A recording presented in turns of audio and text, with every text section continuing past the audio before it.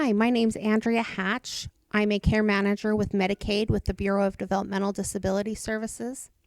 Today, I'd like to introduce you to a tool that was developed to help plan developers when they are creating addendums to a plan of service.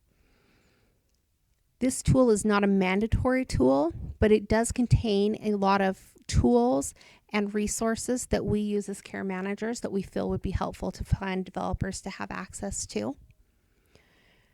So to start with, I would like to go over how to navigate this page. And so this will be just a general introduction to this tool. We will create some further videos that will go into a lot more detail for each tab because there's a lot of information contained within each one of these. So to start with, when you first open this Excel document, you may get a message somewhere either up at the very top of your screen or down here, a yellow band that says that macros have been disabled and that you need to enable macros for those to work. I do recommend that macros are enabled in this tool. We do have some of the tools in these tabs do have macros enabled that are useful and can save time, but they are not necessarily required. So that is a decision that you can make if you want to enable those macros or not, but we do recommend that. Another thing that we have done with this tool, similar to what we've done with the plan cost page and the addendum cost page, is that we have put a lot of protections in this document so that links and formulas and information cannot accidentally be deleted, because in Excel that's really easy to do. So it will not let you make any changes to areas that we do not want to be able to be changed.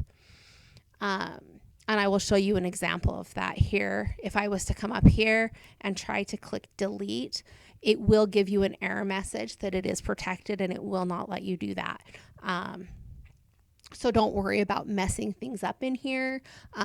It should not let you do anything that's going to create poor information out of any of these tools. So to navigate, you're going to navigate to everything from this home page right here.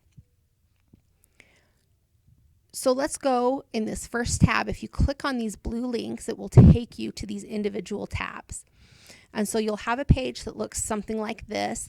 And then on every page, somewhere on the page, there will be a button like this that says home. All you have to do is click on that home button and it will take you right back to this home page. And so then you can navigate to whichever page you need at the time from this tool. On the left-hand side, there are general tips and examples.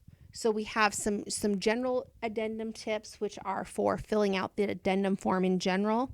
And then a second one that goes into a little bit more detail for the different service types and what type of documentation we might be looking for and things to watch for. With that service type, we have 3 different addendum examples to give a little bit of a more realistic look to how those addendums are going to look.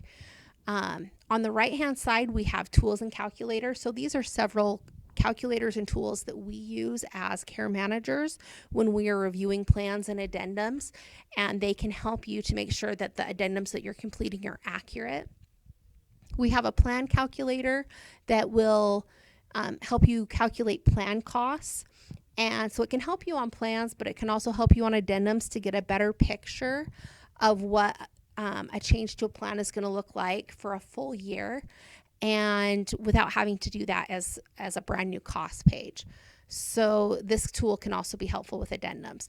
We have an addendum calculator that will help you calculate addendums and make sure that what you are putting on an addendum worksheet is accurate.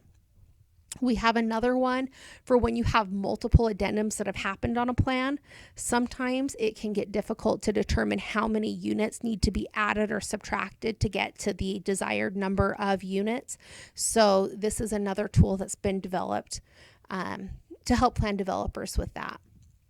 We also have a prorated budget calculator, and that is to be used when, for some reason, whether it be an extension or an appeal, we end up having a plan that is for less than 1 year. this is a very simple tool to get that prorated budget amount. The last one that we have is quick links for commonly used resources. And so this is a page that is full of different links to all sorts of resources that we use as care managers and that plan developers will find helpful. Things like IDAPA, the ISP manual, the Medicaid newsletters that are published monthly. So we'll go into all of those in a lot more detail in the next videos.